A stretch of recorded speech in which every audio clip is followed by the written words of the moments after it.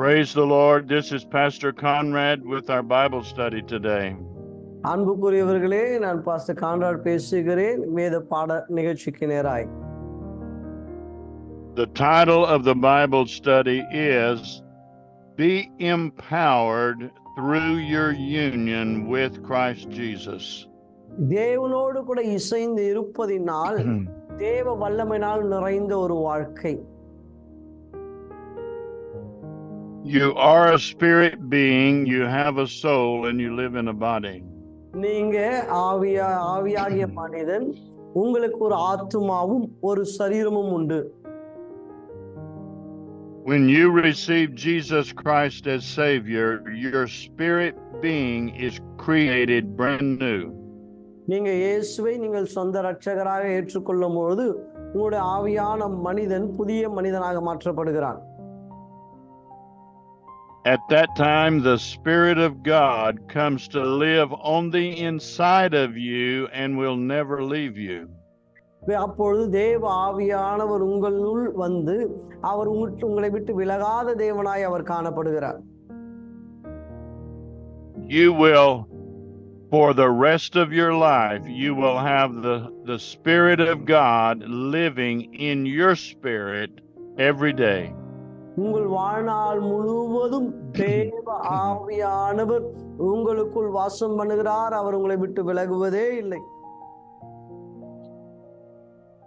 In the book of Philippians, chapter 4 and verse 13, பிலிப்பியர் 4ஆம் அதிகாரம் 13ஆம் வசனத்தை நீங்கள் வாசிப்பீர்களானால்,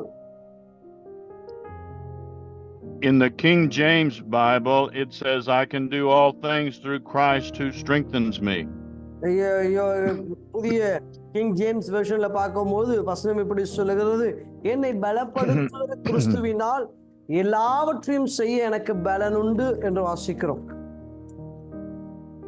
I want to read that same verse in the Amplified Bible, Philippians 4:13. இதை இன்னும் சரியான மொழிபெயர்ப்பா இருக்கிற ஆம்பிளிஃபைட் பைபிள்ல இந்த வார்த்தையை நாம் வாசிப்போமானால்,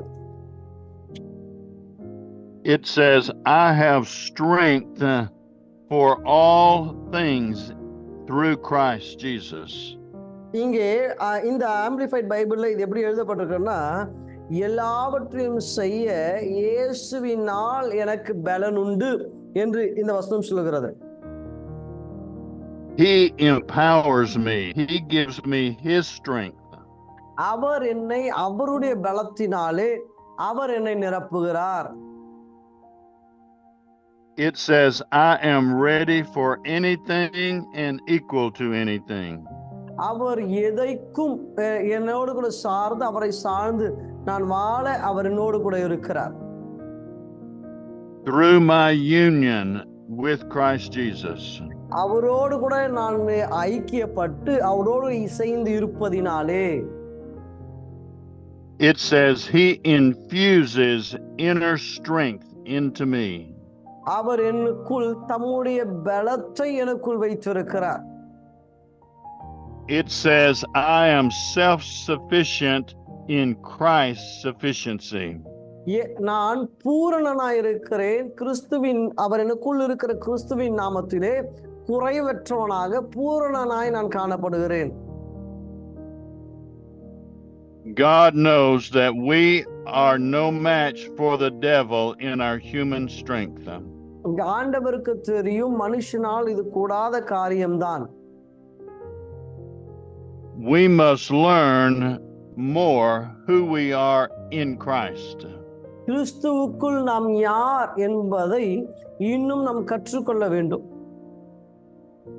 In Galatians chapter 2 and verse 20, கலாத்தியர் 2ஆம் அதிகாரம் 20ஆம் வசனத்தை நாம் வாசிப்போமானால், it says, I'm crucified with Christ, nevertheless not I, but Christ lives in me. இங்க வசனம் இப்படி சொல்லுகிறது, கிறிஸ்துவோடு கூட சிலுவையில் அறையப்பட்டேன், ஆயினும் பிழைத்திருக்கிறேன், இனி நான் அல்ல கிறிஸ்துவே எனக்குள் பிழைத்திருக்கிறார். ஆமென். God will give you strength because Christ is living in your spirit. கர்த்தர் எனக்குள் இருக்கிறார், அவர் எனக்குள் இருப்பதினாலே அவருடைய பலத்தினால் நான் வாழ்ந்து கொண்டிருக்கிறேன். In the book of John, chapter 15 and verse 5, யோவான் 15ஆம் அதிகாரம் 5ஆம் வசனம், Jesus says, He is the vine, and you and I, the believer, is the branches. இங்கே வசனம் இப்படி சொல்லுகிற, தேவன் அவர் திராட்சை செடி, நீங்களும் நானும் கொடிகளாயிருக்கிறோம். When you are born again, you are the branch and you're connected to Jesus the vine. நீங்கள் என்று மறுபடி பிறந்தீர்களோ அன்று நீங்கள் கொடிகள் அல்லது கிளைகளாய் இருக்கிறீங்க. கிறிஸ்துவாகிய செடியோடு கூட நீங்கள் இணைக்கப்பட்டிருக்கிறீர்கள். The branch does not get its strength from things on the outside, but it gets strength from the vine on the inside. நீங்க ஒரு கிளைக்கு சக்தியோ பலனோ வேண்டும் என்று சொன்னால் அது சுற்றுப்புறத்திலிருந்து தன்னுடைய சக்தியையும் பலத்தையும் அவளால் எடுத்துக்கொள்ள முடியாது. அவருடைய முழு வல்லமையும் அந்த செடியில் இருந்துதான் அவைகளுக்கு கடந்து போகும். We are going to be teaching you more and more how to get your strength from Jesus, not from the world. இன்னைக்கு நம்மளோட பாடத்தின் அடிப்படையே எப்படி இந்த பலத்தை நாம் பெற்றுக்கொள்ள முடியும், உலகத்தில் இருந்தல்ல தேவனிடத்திலிருந்து எப்படி இந்த வல்லமையை பெற்றுக்கொள்வது என்பதுதான் நம்முடைய பாடம். In 2 Corinthians chapter 5 and verse 17, 2 கொரிந்தியர் 5ஆம் அதிகாரம் 17ஆம் வசனத்தை நாம் வாசிப்போமானால், when you are born again, you are a new creature on the inside in your spirit. நீங்க மறுபடியும் பிறக்கும் பொழுது நீங்க உங்களுக்குள் புதிய சிருஷ்டியாக மாற்றப்படுகிறீர்கள். Old things are passed away and all is made new in your spirit man inside of you. சகலம் சொல்லப்படுவதற்கு இங்கே புது சிருஷ்டி பழையவைகள் எல்லாம் ஒழிந்து போயின, எல்லாம் புதிதாயின. He said, out of your belly shall flow rivers of living water. இங்க வசனம் இப்படி சொல்லுகிறது, உங்களுக்குள் இருந்து ஜீவ ஊற்று புறப்படும் என்று வசனத்திலே வாசிக்கிறோம். He said, when you drink of Jesus and receive him, you will never thirst again. நீங்க இயேசுவை ருசி பார்த்தால் நீங்கள் மறுபடி நீங்க எதையும் ருசி பார்க்க வேண்டியதல்ல, தாகம் பெறாதவளாய் நீங்கள் காணப்படுவீர்கள். The problem is many times we receive Jesus, but then we're still looking to the world to give us strength. நம்ம இயேசுவை, பிரச்சனை என்னவென்று சொன்னா நம்ம இயேசுவை நோக்கி பார்க்கிறோம், ஆனால் நம்முடைய பலத்திற்கு, நம்முடைய ஆரோக்கியத்திற்கு, நம்முடைய எல்லாவற்றிற்கும் உலகத்தை சார்ந்திருக்கிறோம். After you receive Jesus as your Savior, he comes to live on the inside of you. என்னைக்கு நீங்க இயேசுவை உங்க சொந்த இரட்சகராக ஏற்றுக்கொண்டீர்களோ அன்னைக்கு இந்த தேவன் உங்களுக்குள் வாசம் பண்ணுகிறவராய் இருக்கிறார். You no longer have to look for Jesus way up in heaven. He's living with you in your spirit inside. பரலோகத்திலோ வானத்தை நோக்கி பார்ப்பதல்ல தேவனுக்கு, அந்த தேவன் உங்களுக்குள் வாசம் பண்ணுகிறார். One time many years ago, I kneeled down by my bed to cry out to God. பல ஆண்டுகளுக்கு முன்பாக ஒரு நாள் நான் என்னுடைய படுக்கையின் அருகிலே முழங்கால் பண்ணிட்டு தேவனை நோக்கி நான் அழ ஆரம்பித்தேன். I felt such a heavy burden. I wanted to reach out to God up in heaven. நான் அப்படியே எனக்கு உள்ளத்தில் அவ்வளோ பாரம், துக்கம், நான் ஆண்டவரே என்று சொல்லி தேவனோடு கூட கதறுகிற சமயத்தில் and the Holy Spirit spoke to me and said, don't do that. எனக்குள் இருந்து பரிசுத்த ஆவியானவர் இப்படி சொன்னார், இதை நீ செய்யாதே என்றார். He wanted me to remember these scriptures. அவர் இந்த வசனங்களை எனக்கு ஞாபகப்படுத்தினார். You don't, now that you are born again, you don't have to reach out up into heaven to find God. நீங்க மறுபடி நீங்கள் பிறந்தவர்கள் பரலோகத்திலே தேவனை தேடுவதல்ல. He said, don't you know you are the temple of God.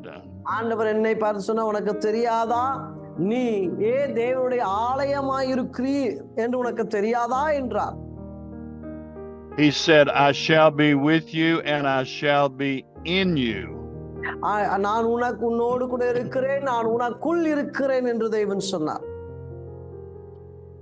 In Colossians chapter 1 and verse 27. கொலோசியர் 1ஆம் அதிகாரம் 27ஆம் வசனத்தை நாம் வாசிப்போமானால், he said it's a mystery in the Old Testament, but today Christ in you, the hope of glory. இது பழைய ஏற்பாட்டின் காலத்திலே இது ஒரு மாபெரும் ரகசியமாக ஆச்சரியமாக இருந்தது. ஆனா புதிய ஏற்பாட்டின் காலத்திலே இங்க வசனம் இப்படி சொல்கிறது, இது தேவன் நம்முடைய பரிசுத்தவான் தெரியப்படுத்தின, இது கிறிஸ்துவுக்கு மகிமைக்கு நம்பிக்கையா இருக்கிறது என்று வசனம் சொல்லுகிறது. He said, out of your inner being, out of your belly will flow rivers of living water. உங்களுக்குள் இருந்து ஜீவ நீரூற்று புறப்படும். God empowers you after you're born again and receive Jesus. உங்களுக்குள் நீங்கள் இயேசுவை பெற்றுக்கொள்ளும்படிக்கு உங்களுக்குள் இருந்து தேவ ஆவியானவர் செயல்படுவார். In the book of Ephesians chapter 6 and verse 10.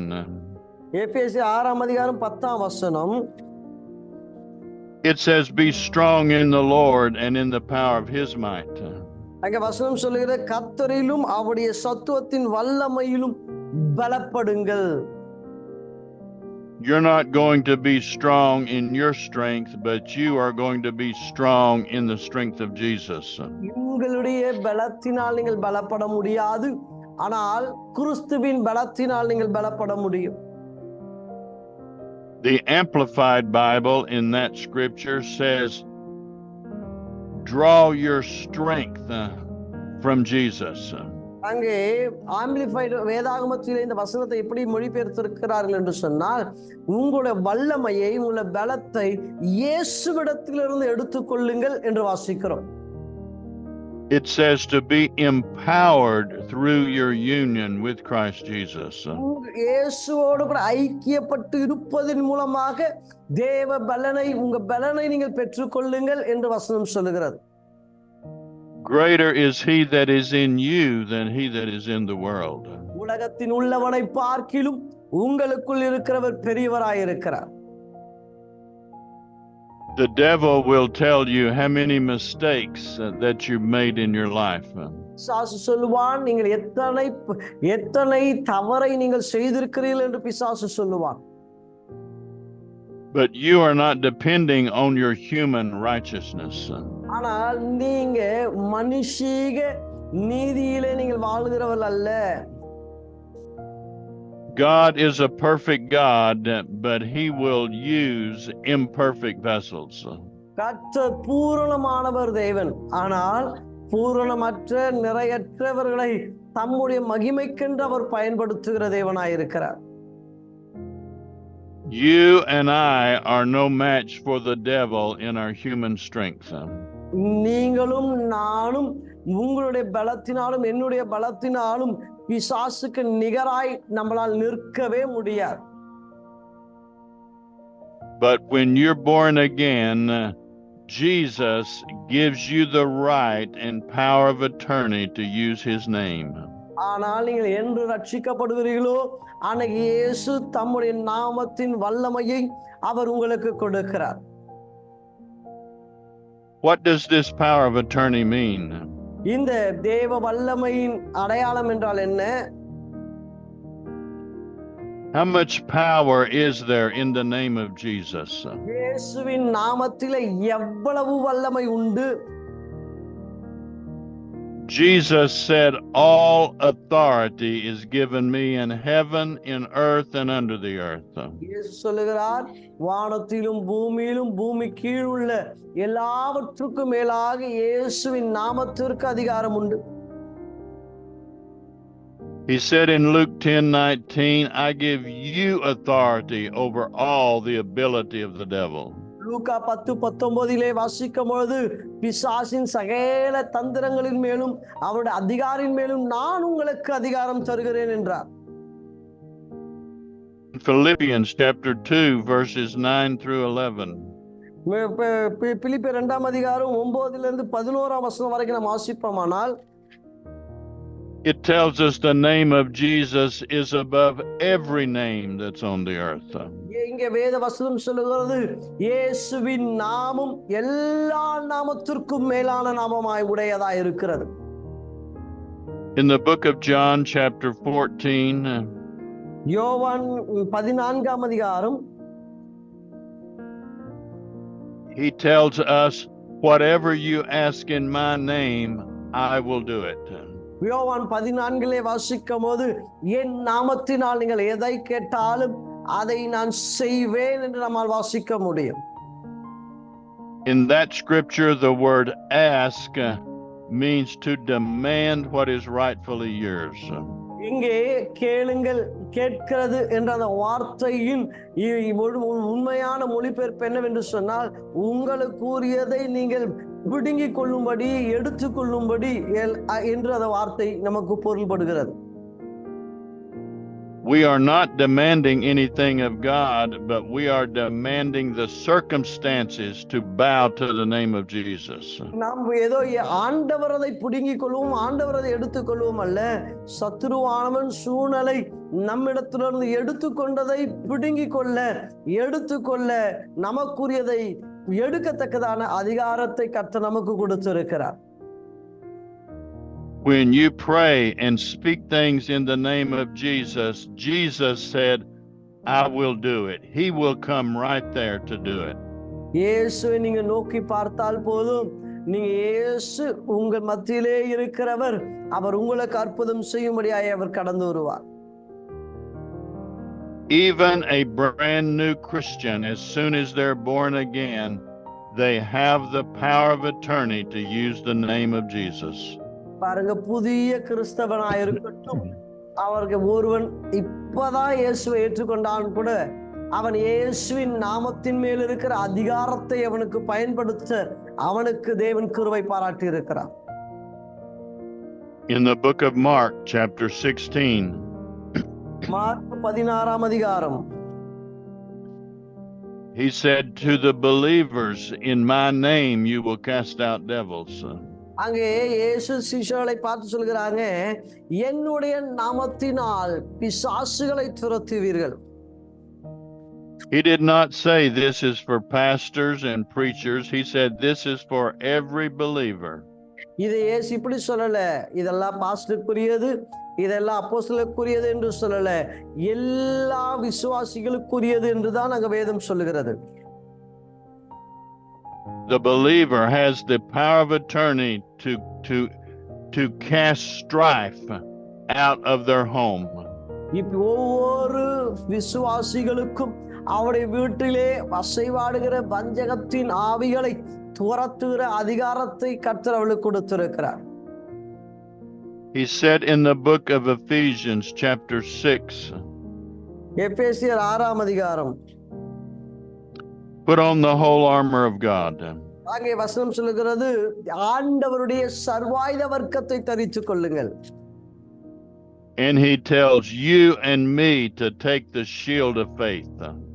இங்கே அங்க சொல்ல, நீங்களும் நானும் விசுவாசத்தின் கேடகத்தை பிடித்தவர்களாய். With that shield of faith, he says you can quench every fiery dart of the wicked. அங்க வசனம் படி சொல்லுகிறது, பொல்லாங்கானவன் ஏயும் அக்கினி அஸ்திரங்களை எல்லாம் அழுவத்து போடத்தக்கதாய். You do not pray and ask God to defeat the devil. நீங்க ஜெபம் பண்ணி, ஏசப்பா பிசாசை நீ துரத்தும் என்று நீங்க ஜெபிப்பது, ஆண்டவரை துரத்த சொல்லி கேட்பதல்ல. He says, behold, I give you authority over all the power of the enemy. ஆனா ஆண்டவரோட வசனப்படி சொல்லுங்க, நான் உங்களுக்கு அதிகாரம் தருகிறேன் பிசாசின் சகல அஸ்திரங்களுக்கு மேலாக. He says, you submit yourself to God first, then you resist the devil. நீங்க முதலாவது தேவனுக்கு உங்களை ஒப்பு கொடுங்க, பின் பிசாசுக்கு எதிர்த்து நில்லுங்க. He did not say the devil will flee from God. இங்கே ஆண்டவரோடு சொல்ல, பிசாசு ஆண்டவரை பார்த்து பறந்து போவான், தோடி போவான் என்று சொல்லவில்லை. But he said the devil will flee from you. ஆனா ஆண்டவரோட வசனம் எப்படி சொல்ல, பிசாசு உங்களை விட்டு அவன் ஓடி போவான். In Mark chapter 11 and verse 23, mark 11:23, he tells us that we are to speak to the mountain. ஆண்டவர் சொல்ல, நீங்கள் மலையை பற்றி பேசுங்கள். Many times Christians are asking God to speak to the mountain. அநேக முறை கிறிஸ்தவர்கள் தம் விசுவாசிகள் ஆண்டவரை சொல்லுவாங்க, நீங்க பேசுங்கப்பா என்று சொல்லுவாங்க.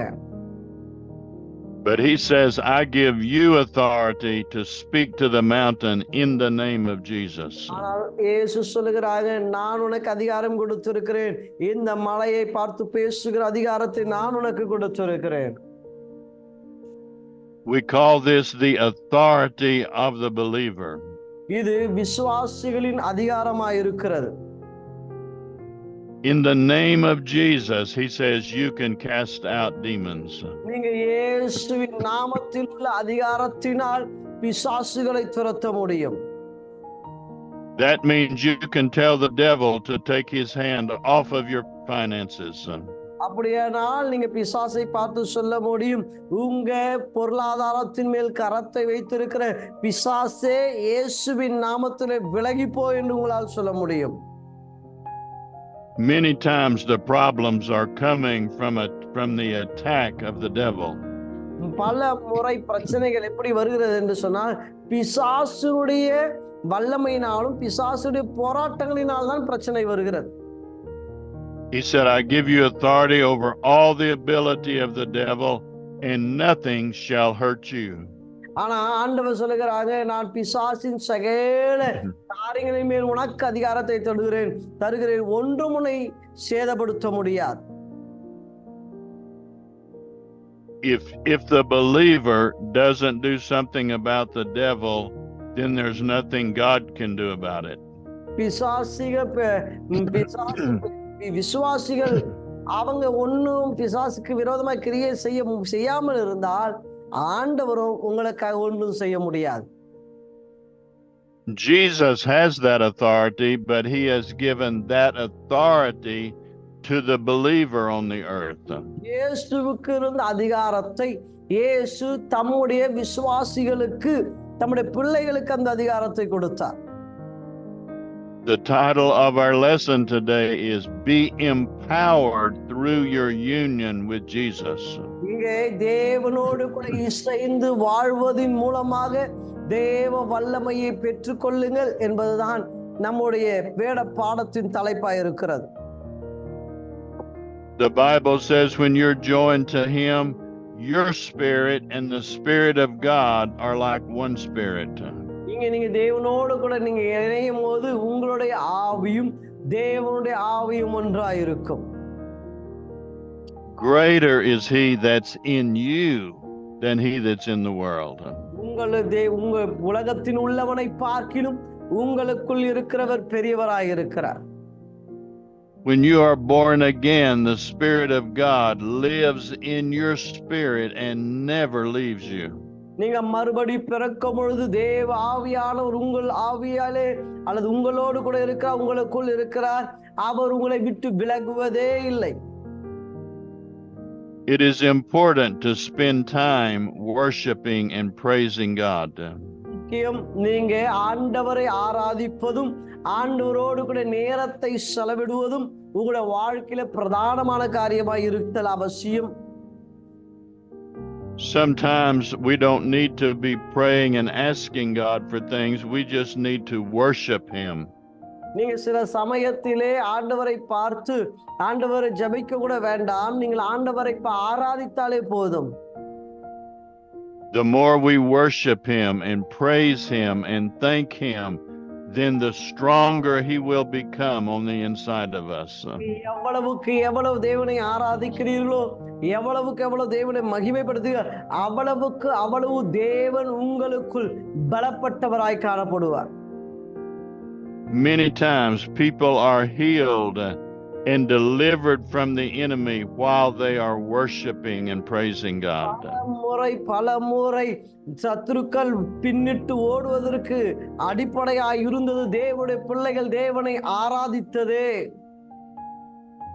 When Paul and Silas were worshiping, they were in jail and worshiping God and worshiping, and God opened the prison doors. தேவனுடைய பிள்ளைகள் சிறைச்சாலையின் மத்தியிலே கட்டப்பட்ட நிலையிலே அவர்கள் தேவனை ஆராதிக்க ஆராதிக்க ஆராதிக்க தேவன் அவளை விடுதலையாக்கினார். When Jonah was in the belly of the whale, he began to worship and give thanksgiving, and he was put out on dry land. அதே வண்ணமாக யோனாவையும் பார்க்க முடியும். அவன் மீனின் வயிற்றில் இருந்தபோது அவன் தேவனை ஆராதித்து தேவனை மகிமைப்படுத்தி தேவனை துதித்து கொண்டிருக்கும் போது கர்த்தர் அவனையும் அந்த இக்கட்டிலிருந்து அவனை விடுதலை ஆக்கினதை வேதம் நமக்கு போதிக்கிறது.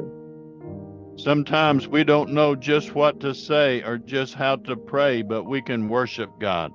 எப்படி சொல்வதுன்னு தெரியல, எப்படி ஜெபிப்பதுன்னு தெரியல, என்ன செய்வதுன்னு தெரியல, பரவாயில்ல, ஒன்றும் பிரச்சனை இல்லை, நீங்கள் தேவனை ஆராதித்தால் போதும். Many times victory will come just while you're worshiping and praising and praising and praising and praising. மகிமைப்படுத்த மகிமைப்படுத்த வெற்றி உங்களை தேடி வரும். You're putting your attention on God. You're not depending on you, you're depending on Him. நீங்க உங்களை சார்ந்து அல்ல, நீங்கள் தேவனை சார்ந்து இருக்கிறீர்கள். The more you worship and praise Him, He will give you His thoughts to know what to do. இன்னைக்கு நீங்க எவ்வளவுக்கு எவ்வளவு தேவனை ஆராதிக்கிறீர்களோ கர்த்தர் என்ன பண்ணுவார் தெரியுங்களா? அவருடைய சிந்தையை உங்களுக்கு தருவார், நீங்கள் என்ன செய்ய வேண்டும் என்பதற்கு. But even if you feel His presence or if you don't feel His presence, He never leaves you. அவருடைய பிரசன்னத்தை நீங்கள் உணர்ந்தாலும் சரி, அவருடைய பிரசன்னத்தை நீங்கள் உணராவிட்டாலும் சரி, அவர் உங்களை விட்டு விலகுவதே இல்லை. When you are born again, the Spirit of God will always, forever be on the inside of you. நீங்க மறுபடி பிறந்த அந்த வினாடியிலே தேவ ஆவி உங்களுக்குள் வாசம் பண்ணும். In your emotions and in your feelings, sometimes you don't feel God very close to you. நீங்க உங்களுடைய இமோஷன்ல உங்களுடைய காரியங்களிலே நீங்கள் தேவனை ரொம்ப நீங்க உணராம கூட இருக்கலாம். But He is still there. He never leaves you. ஆனால் அவர் உங்களோடு கூட இருக்கிறார், அவர் உங்களை விட்டு விலகுவதே இல்லை. It is good to have feelings and emotions of God. இன்னைக்கு கர்த்தரை குறித்தான உணர்வு இருப்பது நல்ல காரியம்தான். But we are not depending on our emotions. We are depending on the Word of God. நம்முடைய உணர்ச்சி வசப்பட்டு வாழ்வதல்ல, நம் தேவனை சார்ந்து நாம் வாழுகிறோம். Our faith is not in our feelings. Our faith is in the Word of God. நம்முடைய ஃபீலிங்க்கு அடிப்படையிலே நம்ம விசுவாசம் அல்ல, விசுவாசத்தின் அடிப்படையில நாம் வாழுகிறோம். I know many times people are healed standing on the Word when they have no feeling. அநேகர் அந்த வார்த்தையின்படி வாழும் பொழுது அவர் சுகத்தை பெற்றுக்கொண்டாங்க, உணர்ச்சியின் அடிப்படையில் அல்ல. So don't depend on your feelings. Put your trust in the Word of God. நீங்க தேவனுடைய ஃபீலிங் உணர்ச்சியின் அடிப்படையில் அல்ல, தேவனுடைய வார்த்தை அப்படியே நம்புங்க. We will continue to teach on these things in more and more in the future, so you will learn who you are in Christ. இந்த வார்த்தையை இன்னும் அதிகமாக நான் உங்களுக்கு போதிக்க போறேன். இது மூலமாக நீங்க கிறிஸ்துவுக்குள் நீங்கள் யார் என்பதை நீங்கள் அறிந்து கொள்ள முடியும். You are not powerful in yourself, but you're powerful because Jesus lives on the inside of you. நீங்க இயேசு இல்லாமல் நீங்கள் வல்லமை உடையவர் அல்ல, நீங்கள் வல்லமை உடையவர்கள், காரணம் இயேசு உங்களுக்குள் இருப்பதினாலே. I want you to pray this prayer after me. நீங்க இந்த என்னோடு கூட இந்த ஜெபத்தை நீங்கள் ஏறெடுக்க வேண்டும் என்று நான் விரும்புகிறேன். I believe Jesus Christ is the Son of God. இயேசு அவர் தேவனுடைய குமாரன் என்று நான் விசுவாசிக்கிறேன். I believe he died on the cross and is risen from the dead today. அன்புள்ள இயேசுவே, நீர் மரித்து மூன்றாம் நாள் உயிரோடு கூட எழும்பி தேவனுடைய வலது பக்கத்தில் இருக்கிறீர் என்று நான் விசுவாசிக்கிறேன். Right now I receive Jesus Christ as my Savior. அன்பு இயேசுவே, இந்த வினாடி உம்மை என்னுடைய சொந்த இரட்சகராகவும் தேவனாகவும் நான் உம்மை ஏற்றுக்கொள்ளுகிறேன். If you believe that in your heart, then the Bible says you are born again. நான் சொன்ன இந்த வார்த்தைகளை உள்ளத்தின் ஆழத்திலிருந்து நீங்கள் சொல்லியிருப்பீர்களானால் நீங்கள் மறுபடியும் பிறந்திருக்கிறீர்கள். Find a good Bible-believing church and grow and learn more about Him in Jesus' name. அன்புக்குரியவர்களே, நல்ல வேதத்தை விசுவாசிக்கிற ஆலயத்திற்கு போங்க, வசனத்தை நல்லா கற்று தேருங்க. கர்த்தர் உங்களை ஆசீர்வதிப்பாராக. God loves you and we're praying for you in Jesus' name. Amen. கர்த்தர் உங்களை நேசிக்கிறார், கர்த்தர் உங்களை ஆசீர்வதிக்கிறார். கர்த்தர் தாமே உங்களோடு கூட இருப்பாராக. ஆமென். Amen.